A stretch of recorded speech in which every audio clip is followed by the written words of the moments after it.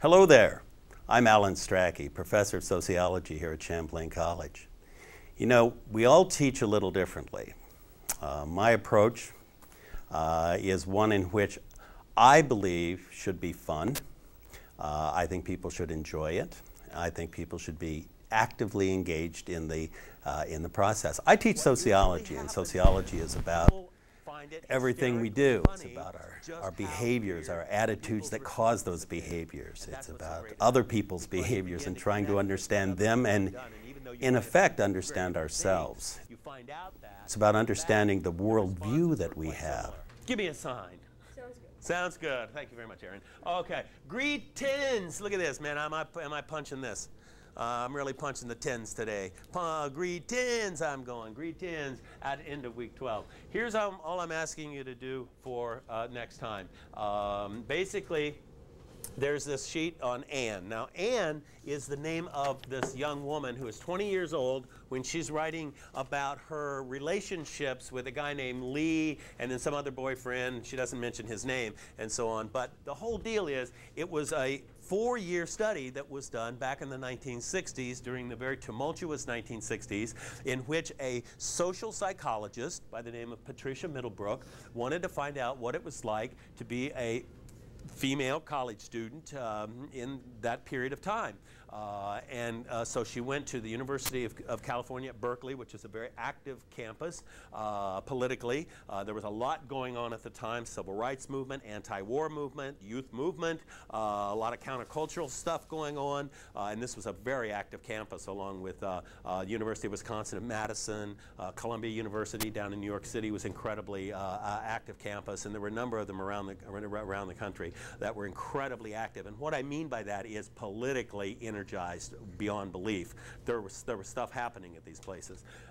She was at Berkeley, and she's writing about here in her 20-year-old mindset what it's like to be dating this guy, and what she thought about that, and what she thought about herself while she was dating this guy versus what she thinks about herself while she's dating another guy. So what this is about is the concept of self. And it's about how your concept of self is affected by the people with whom you interact, especially your significant others. So consequently, it's really just another way of looking at the concept of self from the words and mind of a person who is, and I know you're not all 20 years of age, but basically, from the view of a junior in college. So it's and it still works. It's 40 years old, but it's 40 years old, but it still works. I started teaching in the 60s. I just thought of that. Oh my God, this is outrageous. But anyway, these 3 questions on the back are very simple. Second part is we use a book called Why Ask? A Cultural Exploration of the Caribbean, which is really a collection of 14 anecdotes of relational interactions that I've had in the Caribbean over the last 30 years with different people. And most of these people are a little bit interesting, shall we say. Characters, perhaps. We break into groups nearly every day. So you'll be working with other students in groups of 2 and groups of 4. And in those groups, what you'll be doing is discussing how these concepts play into your life, or what this other person thinks about that concept. And quite often, I believe that that's the way you really learn that concept, is to think about it from the person sitting next to you. Who has something to say about it that's a little bit different than the way that you think about it. So it makes you think about how you think about it. And to me, that's how true learning takes place. Answer. You can all put that down for number 1. So we're started doing number 1 right now, okay? So you have time. Generalized other. If this word were generalized, this is the last one, and this is actually the most interesting one. Mead's theory of the generalized other. That's the other theory that's in the book. Pages, I think it's 57, 58, 59, pages like that. Okay? This is the last part, very last part. We'll do our groups.